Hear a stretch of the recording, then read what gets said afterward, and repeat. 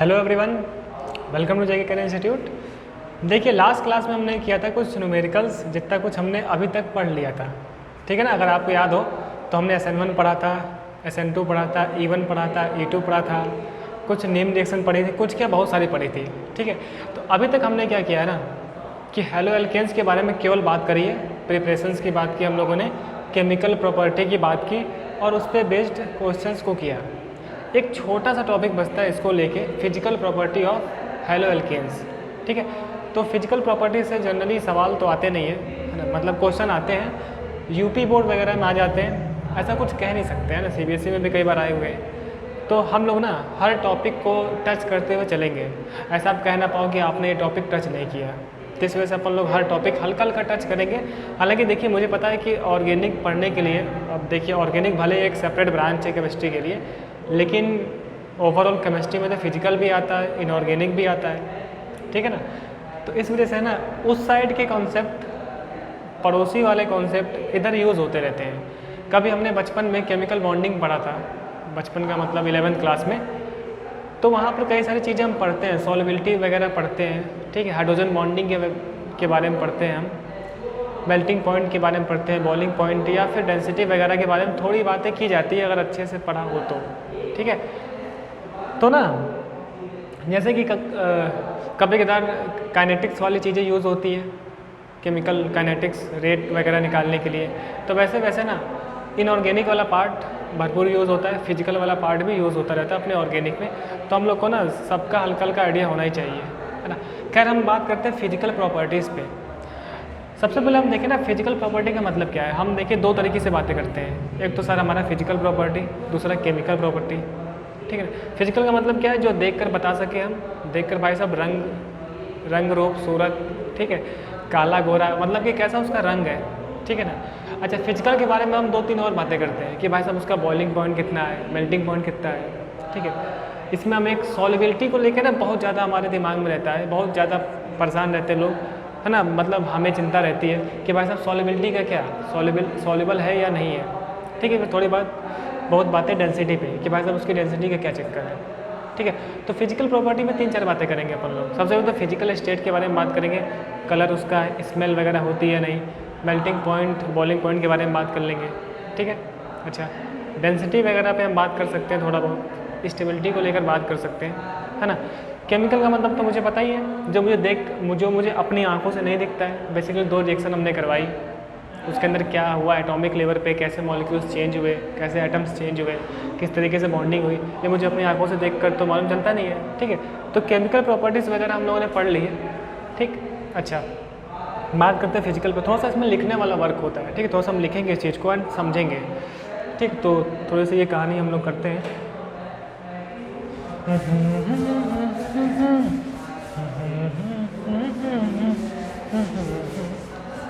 Physical property के लिए ना थोड़ी चीज़ें हैं जो हम लोग को आनी चाहिए, थोड़ा सा बाहर गांव की चीज़ें हैं। बाहर गांव का मतलब समझ लो आप, ऑर्गेनिक के बाहर की, ठीक है। तो हम लोग देखें ज़रा,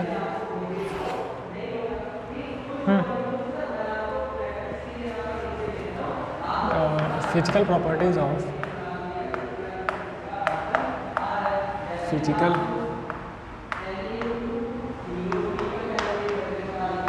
ऑफ एल्किल हैलाइड, ठीक है, एल्काइल हैलाइड। हाँ जी। अब फिजिकल प्रॉपर्टी के लिए मुझे थोड़ा सा आइडिया होना चाहिए van der Waal force of attraction के बारे में, है ना। बचपन से हम पढ़ते आते हैं कि 2 मॉलिक्यूल्स या एटम के बीच में जो इंटरमॉलिकुलर फोर्सेस लगते हैं ना, उसे हम क्या बोल रहे होते हैं, van der Waal force of attraction, ठीक है। अच्छा, क्या क्या चीज़ों पे हम बात करेंगे, क्या क्या टॉपिक्स मेरे पास हैं। तो सबसे पहले हम बात करते हैं ना, अभी प्रॉपर हम समझ लें एक बार, फिर उसको लिख लेंगे अच्छे से, है ना। बात करता हूँ फिजिकल स्टेट की, ठीक है। फिजिकल स्टेट, स्मेल वगैरह क्या होती है इसमें, उसकी कलर वगैरह, कलर की बातें, ठीक है ना। तो देखिए एल्किल हैलाइड्स में ना जो स्टार्टिंग के मेंबर्स हैं, है ना, जो लोअर मेंबर्स हैं, जैसे हम बात करें जो लोअर मेंबर है इसमें, लोअर मेंबर मतलब आप देखो CH3F, CH3Cl, ठीक है, CH3Br, या फिर जैसे कि CH3 CH2F, ठीक है, CH3 CH2Cl, ठीक है। these are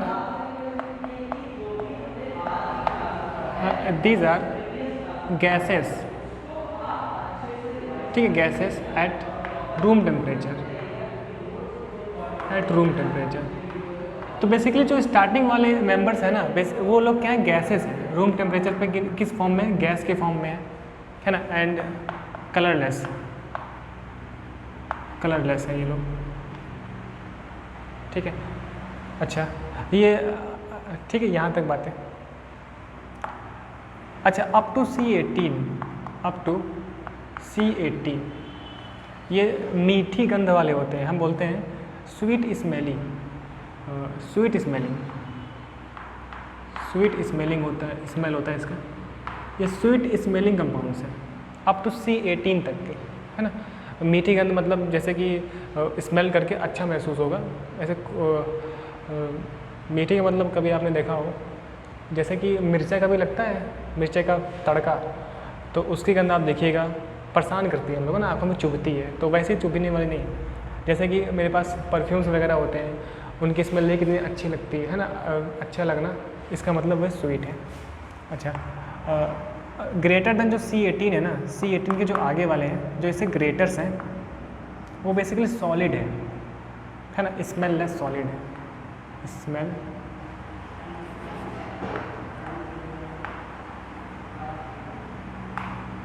smell less solid, ठीक है ना, स्मेल लेस सॉलिड के फॉर्म में है, उसमें कोई स्मेल नहीं होती है ना, C18 से ग्रेटर वाले में, ठीक है ऐसे। अच्छा ये बात रही किसकी, फिजिकल स्टेट की। तो हमने देखा कि स्टार्टिंग वाले कैसे हैं, गैसेस के फॉर्म में है, कलरलेस गैस है, 18 तक के स्वीट स्मेलिंग वाले हैं, ठीक है। अच्छा 18 से जो अबव है ना, वो लोग सॉलिड के फॉर्म में है। इसका मतलब हम ये देख रहे हैं ना कि जैसे जैसे नंबर ऑफ कार्बन आइटम्स बढ़ रहे हैं, वैसे वैसे फिजिकल प्रॉपर्टी स्टेबिलिटी की तरफ जा रही है ना। ये बात होती है हमेशा, फिजिकल प्रॉपर्टी में ऐसे ही होगा, जैसे जैसे नंबर ऑफ कार्बन आइटम बढ़ रहे हैं, इसका मतलब क्या है, उसका मॉलिक्यूलर वेट बढ़ रहा है उस कंपाउंड का। जैसे जैसे वेट बढ़ता है ना, वैसे वैसे जो फिजिकल प्रॉपर्टी होती है वो स्टेबल होती है। स्टार्टिंग में देखे थे कि हम लोग गैसेस थे, गैस कम स्टेबल होते हैं, उसके बाद लिक्विड्स आते हैं। अच्छा इसमें कुछ प्रॉब्लम है ना, दीज आर बेसिकली है ना कलरलेस रूम के गैसेस हैं, है ना। अच्छा C18 तक है ना, स्वीट स्मेलिंग लिक्विड्स है, ये लोग लिक्विड है, ये बंदे क्या है, लिक्विड है ना।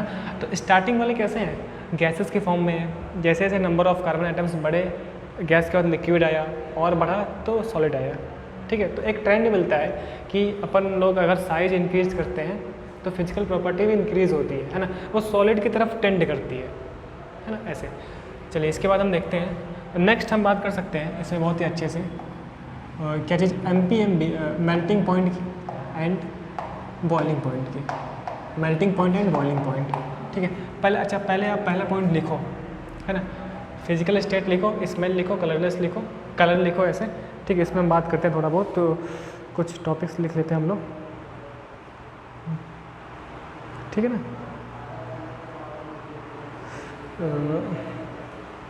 क्या लिखेंगे हम लोग, तो थोड़ा सा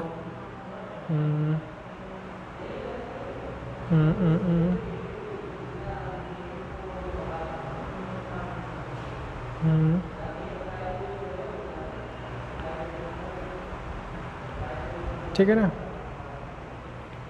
तो पहले आप हेडिंग लिखो, physical state, smell, comma, colour, ठीक है, इतना लिखो। इसके अंदर लिखना आप, है ना, इस हेडिंग के अंदर लिखना स्टार्ट करेंगे हम लोग, द लोअर मेंबर्स, ठीक है, लिखते हैं हम द लोअर मेंबर्स के बाद आप इतना लिख लो यहाँ तक, द लोअर मेंबर्स, ये यहाँ तक लिख लो, ठीक है। इसके बाद लिखना, है ना, एंड, यहाँ तक लिख लिया, and members up to C18, and members up to C18, members up to C18, colourless sweet smelly liquids up to C18, colourless sweet smelling liquid, ठीक है, कलरलेस स्वीट स्मेली लिक्विड्स। ठीक है, तो कलरलेस अप टू C18 तक कैसे हैं, colourless है। तो ये भी मेरे पास क्या है, कलरलेस। ठीक है, ये चीज़ ठीक।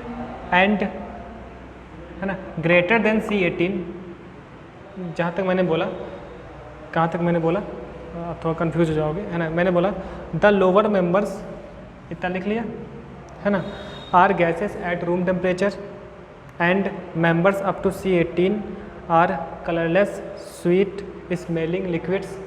ठीक है, and greater than C18 and greater than C18 are smelless solid.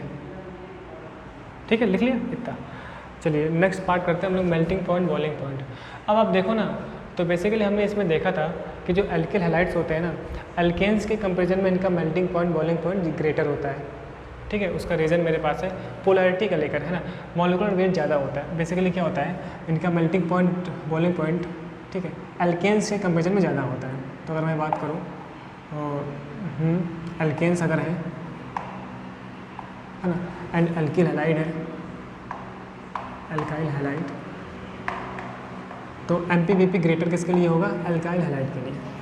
क्योंकि हम जानते हैं कि एल्केन्स में क्या होता है भाई साहब, कार्बन हाइड्रोजन होता है ना, लेकिन एल्किल हैलाइड्स में हैलोजन एटम भी होता है। अच्छा, हैलोजन एटम की वजह से एल्किल हैलाइड का मॉलिक्यूलर वेट बढ़ जाता है। ठीक है, so due to molecular weight, ये कांड हो गया, हम लिख सकते हैं due to molecular weight, molecular weight. तो अगर मॉलिक्यूलर वेट ज़्यादा होगा तो उसका MPBP भी ज़्यादा होगा। ठीक है, तो ये रीज़न है एल्केन्स के कंपैरिजन में। एल्केन्स से कंपेयर करते हैं ना वो लोग, क्यों एल्केन्स से कंपैरिजन, क्योंकि एल्केन्स के हैलोजन डेरिवेटिव ही तो है एल्किल हैलाइड। ठीक है, अच्छा, और रीज़न मेरे पास है due to polarity, due to polar in nature, polar nature है ना, due to polar in nature. CX bond कैसा है, पोलर नेचर का है। अच्छा, पोलर नेचर होने की वजह से इसमें जो है ना, इसमें strong van der Waal force of attraction है, strong, due to strong van der Waal force of attraction. ठीक है, एक रीज़न ये भी है। अच्छा, वांडरवाल फोर्स ऑफ अट्रैक्शन इसमें ग्रेटर है, इस वजह से ना यहाँ पर डायपोल डायपोल इंट्रैक्शन होता है, ये भी इसका रीज़न है। Dipole, due to dipole dipole interaction, due to dipole dipole interaction. ठीक है, तो ये सब रीजन्स हैं इसके कि एल्किल हैलाइड्स के melting point and boiling point greater होने के रीज़न। ठीक, अच्छा, एक पॉइंट और, अगर आप देखो ना, if alkyl group is same है, अगर एल्काइल ग्रुप सेम है किसी एल्किल हैलाइड में, तो हमारी डिपेंडेंसी जाती है हैलोजन एटम पे।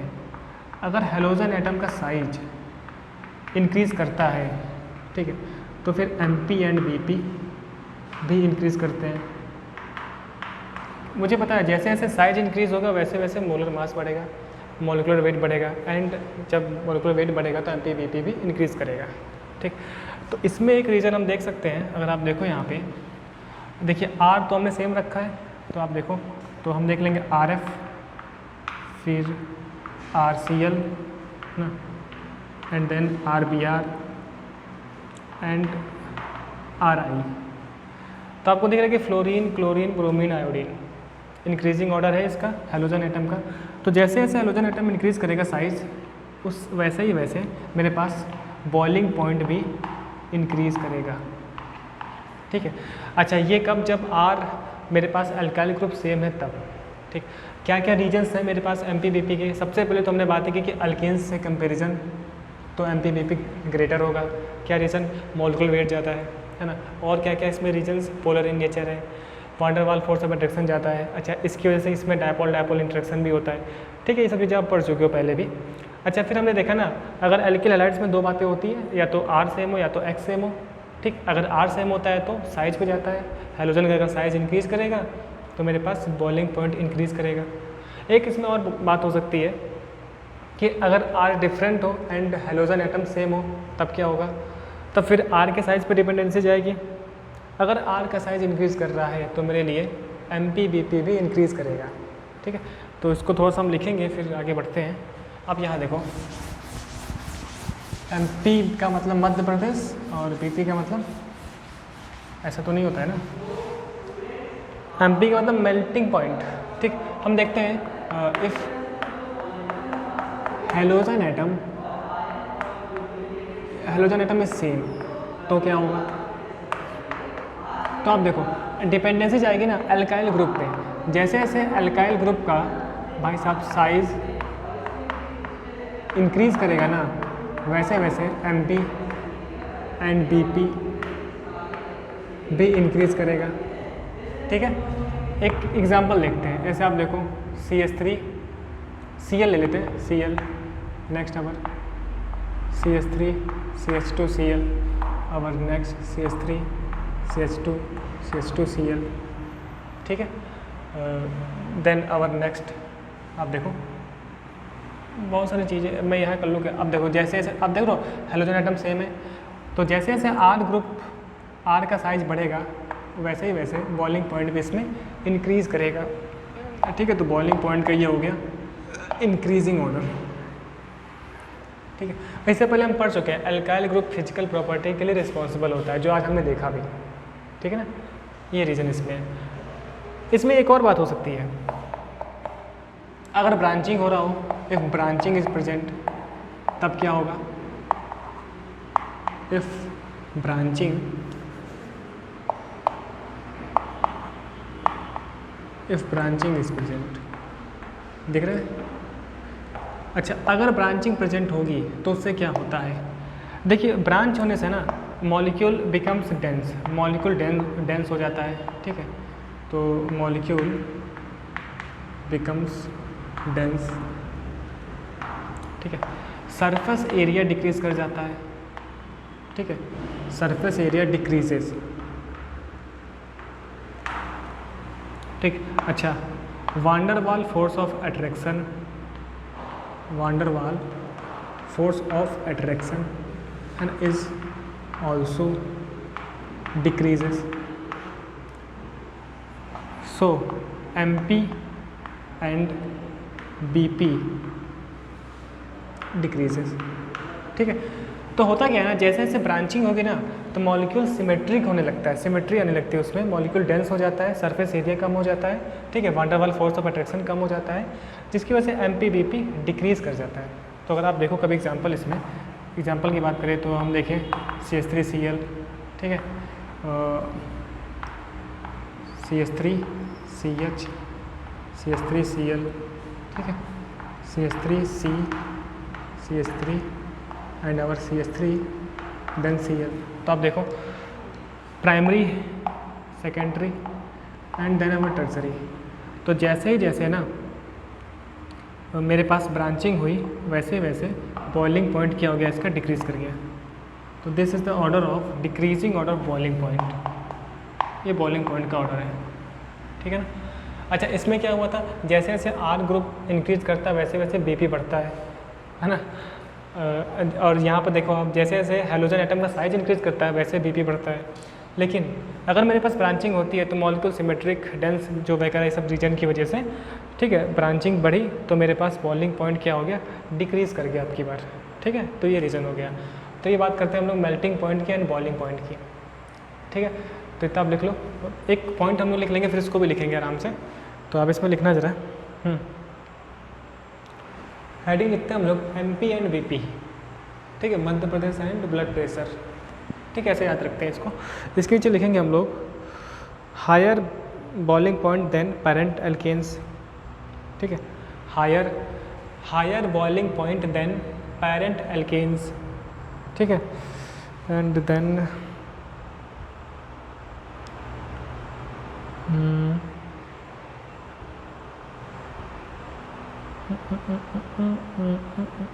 ठीक है, फिर इतना आप लिख लो, ये सब लिख लो, शॉर्टकट में चीज़ें चल रही हैं हमारे पास, है ना। अगर R ग्रुप सेम होता है तब क्या होता है, अगर R डिफरेंट हो जाएगा तब क्या होगा, ब्रांचिंग वगैरह होगी तो क्या होगा। ठीक है, तो इतना आप लिखो, फिर हम बात करते हैं सॉल्युबिलिटी को लेके।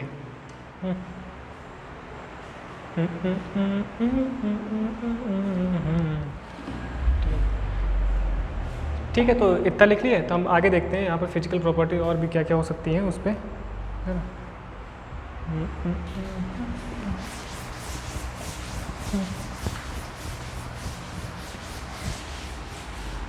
अब देखिए MPBP के बाद जो मेरे पास सबसे ज़्यादा इम्पोर्टेंट है ना, जो हम चेक करते हैं हमेशा सॉल्युबिलिटी को लेकर। अभी हमने बात की हमेशा सॉल्युबिलिटी को लेकर पंगा रहता है कि सॉल्युबल है या नहीं है, ठीक है। अब सॉल्युबिलिटी के पीछे ना एक रीज़न होता है हाइड्रोजन बॉन्डिंग का, ठीक है। सबसे पहले हम देखें ना कि alkyl halides polar in nature है, कैसे हैं, पोलर इन नेचर, ठीक है। लेकिन फिर भी ये वाटर में इनसॉल्युबल है, वाटर में, है ना, इनसॉल्युबल इन वाटर, ठीक है। हम लिखते हैं इनसॉल्युबल इन वाटर। देखिए हम जानते हैं कि वाटर मेरे लिए एक यूनिवर्सल सॉल्वेंट है, ठीक है। वाटर मेरे पास आयंस के फॉर्म में ब्रेक होता है, जैसे कि H+ एंड OH- के फॉर्म में। तो अगर आयनिक कंपाउंड होगा ना तभी वाटर के साथ हाइड्रोजन बॉन्डिंग कर पाएगा। हाइड्रोजन बॉन्डिंग काफ़ी इंपॉर्टेंट है सॉल्युबिलिटी के पर्पज़ से देखें हम तो, ठीक है। अगर मेरे पास आयनिक कंपाउंड है, आयंस में ब्रेक होता है, तभी वो वाटर के साथ हाइड्रोजन बॉन्डिंग कर पाएगा, है ना। हाइड्रोजन बॉन्डिंग कहाँ कहाँ होती है, फ्लोरीन से, ऑक्सीजन से, नाइट्रोजन से, है ना, इस तरीके से। तो यहाँ पर तो भाई साहब पोलर नेचर है, तो यहाँ पर, है ना, सॉल्युबिलिटी होनी चाहिए थी, एल्किल हैलाइड्स वाटर में डिसॉल्व होने चाहिए थे, लेकिन ऐसा नहीं होता है, ठीक है। क्या रीज़न है, रीज़न तो वही है ना, हाइड्रोजन बॉन्डिंग नहीं कर पाता है ना। सॉल्युबिलिटी के लिए होना चाहिए कि मेरे पास सॉल्वेंट के साथ कंपाउंड हाइड्रोजन बॉन्डिंग करे, या फिर वाटर में जो हाइड्रोजन बॉन्डिंग है उसको ब्रेक करे, ठीक है। लेकिन एल्किल हैलाइड ऐसा नहीं कर पाता है ना। तो हम लिख सकते हैं it can not break H bond, hydrogen bond, ठीक है। अच्छा, एक कॉन्सेप्ट मुझे और पता है, लाइक डिसॉल्व लाइक का कॉन्सेप्ट। अगर ऑर्गेनिक वाला कंपाउंड है तो वो ऑर्गेनिक वाले कंपाउंड में ही सॉल्युबल होगा, डिसॉल्व होगा, है ना। तो ये जो मेरे पास एल्किल हैलाइड्स है ना, दीज आर सॉल्युबल इन, या फिर हम बोल सकते हैं dissolve in organic compounds, organic मतलब जैसे अल्कोहल, फिनॉल, है ना, एंड ईथर, इस तरीके से। तो ये मेरे पास क्या हो गया, सॉल्युबिलिटी। सबसे पहली बात हम चेक करते हैं वाटर में सॉल्युबिलिटी इनसॉल्युबल है, क्या रीज़न, हाइड्रोजन बॉन्डिंग नहीं कर पाता है, ठीक है। अच्छा, लेकिन अगर ऑर्गेनिक वाला है तो ऑर्गेनिक वाले में ही डिसॉल्व होता है, ये बात मुझे पता है ना। हम देखते हैं डेंसिटी के बारे में, इसकी डेंसिटी का क्या चक्कर है। अगर आप डेंसिटी देखो ना तो हम देखेंगे कि आप एक बात देखो, है ना, RF जो है एंड RCl है, ठीक है। RF जो है ना वो lighter than LiGHTF, lighter than water, ये वाटर से ना लाइटर है। एंड जो RCl है ना, मैंने गलत लिख दिया, RF and RCl lighter than water, ठीक है। इसके बाद जो आता है RBr एंड RI, ठीक है, these are heavier than water, ठीक है, हैवियर देन वाटर। इस वजह से ना यहाँ पर जो डेंसिटी का ऑर्डर आएगा वो आप देखना, है ना। अगर हम देखें यहाँ पे तो आप देखो, ठीक है, ऑर्डर ऑफ डेंसिटी, बेसिकली मेरे पास डिक्रीजिंग ऑर्डर ऑफ डेंसिटी तो आता है, ठीक, RI, इंक्रीजिंग है ये, ठीक है, RI, RBr, ठीक, RCl एंड देन RF, ये हो गया रीजन इसका, ऑर्डर ऑफ डेंसिटी, ठीक है। ये बात पहले आप इसमें लिखो, सॉल्युबिलिटी में बात लिखेंगे हम लोग, हेडिंग लिखते हैं सॉल्युबिलिटी, ठीक है। तो इसमें हम लोग लिखते हैं, क्या लिखेंगे, लिखते हैं RXR पोलर कोवैलेंट कंपाउंड्स, ठीक है। सॉल्युबिलिटी में हेडिंग लिखेंगे हम RXR polar covalent compounds but insoluble in water, because they cannot form hydrogen bond, and also हम बोल सकते हैं they can not break hydrogen bond, है ना, इन वाटर, ठीक है, ये चीज़ they can not form hydrogen bond, ठीक। इसी में नेक्स्ट पॉइंट लिखेंगे हम, they dissolve in organic solvents, they dissolve in organic solvents, ठीक है, इतना लिख लिया। अब देखो आप इसमें, ठीक है, तो चाहो तो आप इसको भी लिख लो, organic solvents like alcohol, phenol, ether, ठीक। नेक्स्ट लिखो डेंसिटी, डेंसिटी, डेंसिटी में लिखेंगे हम लोग, डेंसिटी में क्या लिखेंगे, है ना,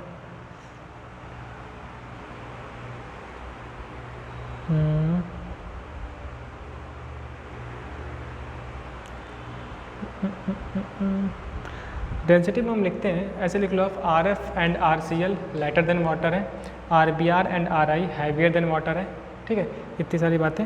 एंड हम लिखते हैं आगे चल के डिक्रीजिंग ऑर्डर ऑफ डेंसिटी,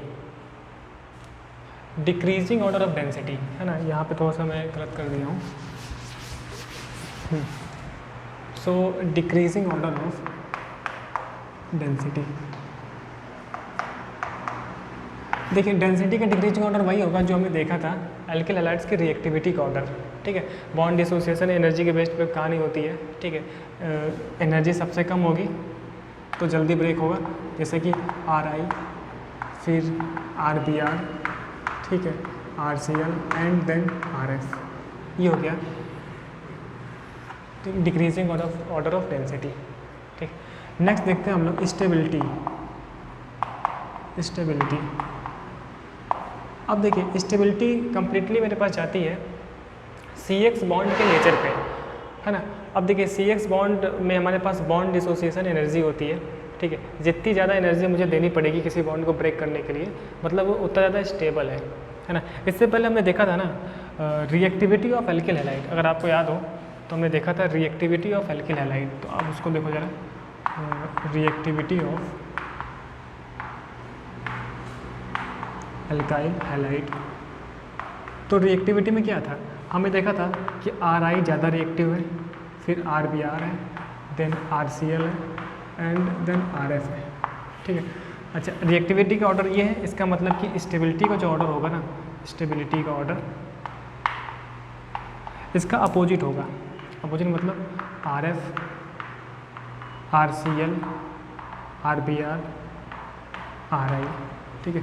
ये किस पे जाता है, बॉन्ड डिसोसिएशन एनर्जी पे, ठीक है। इसका मतलब आर एफ के बीच में ना बॉन्ड डिसोसिएशन एनर्जी ग्रेटर है, ठीक है, ये चीज़ ज़्यादा ग्रेटर है यहाँ पे तो ज़्यादा स्टेबल है, यहाँ पर बॉन्ड डिसोसिएशन एनर्जी कम है तो इसको ब्रेक करना आसान है, तो इसका स्टेबिलिटी ऑर्डर है। अगर आप इसमें देखो ना तो आयोडो जो अल्केन है ना, आयोडो अल्केन, ये बहुत ही लेस स्टेबल है, दिख रहा है लेस स्टेबल है, तो इसकी वजह से यहाँ पे एक कांड होता है, क्या कांड होता है इसको जरा हम देखें। तो जो आयोडो अल्केन है ना वो लीस्ट स्टेबल है, हम देखें iodo alkane, are I, iodo alkane is least stable. अब देखिए लीस्ट स्टेबल का क्या चक्कर है, अच्छा ये लीस्ट स्टेबल के चक्कर में ना यहाँ पर फोटो केमिकल डिकम्पोजिशन होता है, फोटो डिकम्पोजिशन होता है कैसे, अगर मैं आयोडो अल्केन को, ठीक है, HNO की प्रेजेंस में डार्क भी हो, अंधेरा हो एंड यूवी लाइट उस पर हम लोग, है ना, फॉलिंग करें तो क्या होता है ना, ये फ्री रेडिकल के फॉर्म में टूट कर RR बना देता है एंड I2 निकल जाता है ना, इस तरीके से वॉलेट कलर का होता है मेरे पास ये कंपाउंड। तो ये काम होता है लीस्ट स्टेबल होने की वजह से ना, इस तरीके से ना बॉन्ड ब्रेक करके ये RR बना लेता है, ये एक इसकी प्रॉपर्टी हो गई वगैरह, ठीक है। ऐसे तो आप कहाँ तक लिखे थे, डेंसिटी हमने लिख लिया था, decreasing order of density, stability हमने लिखा, तो स्टेबिलिटी में क्या हो जाएगा, रिएक्टिविटी का अपोजिट, ठीक है, ये ज़्यादा स्टेबल।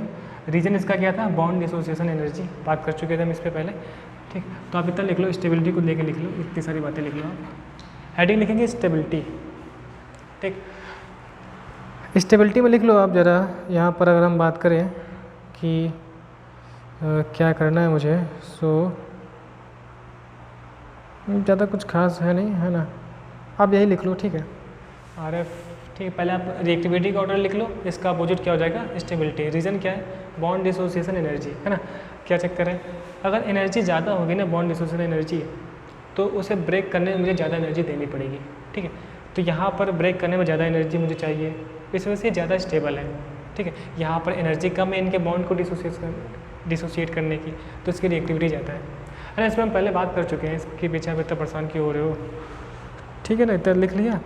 इसके बाद लिख लो आप, इसी के नीचे लिखेंगे हम एक पॉइंट और। ठीक है, ये लिखने के बाद, इतना लिखने के बाद नीचे लिखेंगे एक पॉइंट ऑफ, और एल्किल आयोडाइड्स ऑन स्टैंडिंग,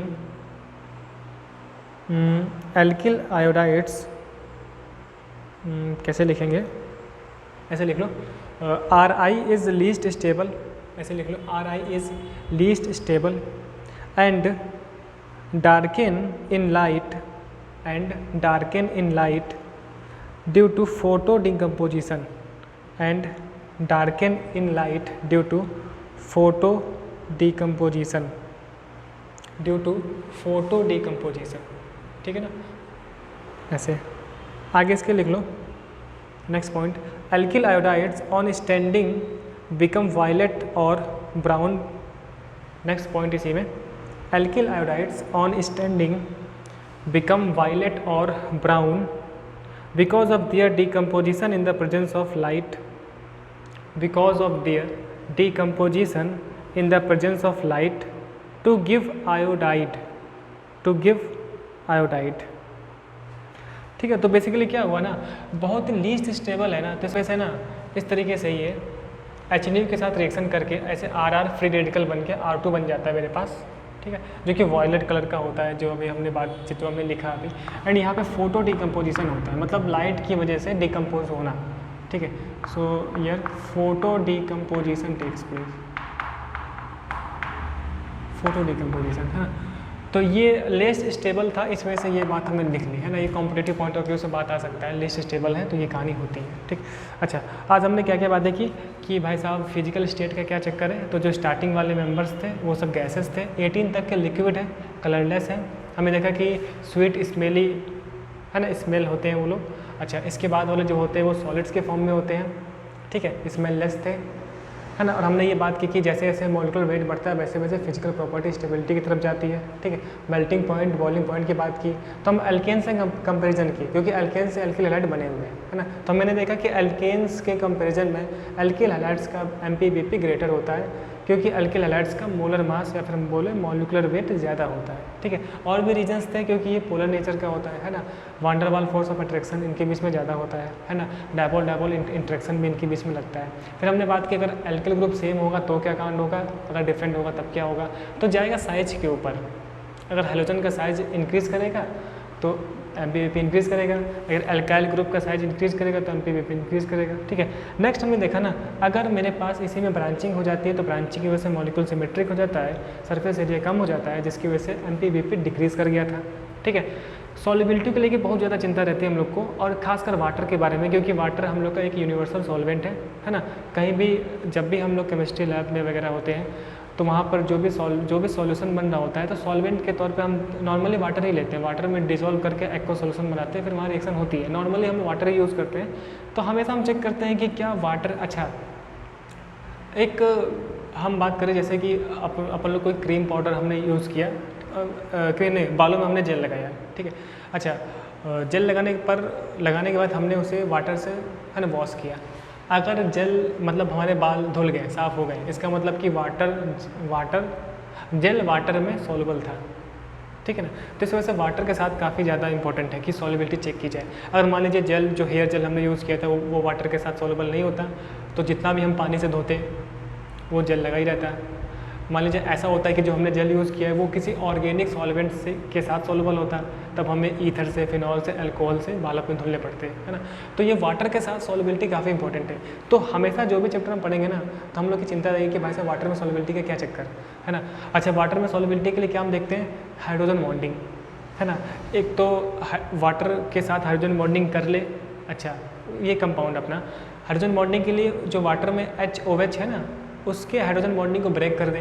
तो अगर हाइड्रोजन बॉन्डिंग ब्रेक करने में सक्षम हो पाया, ऐसा कब हो पाएगा, जब वो हाईली पोलर नेचर का हो।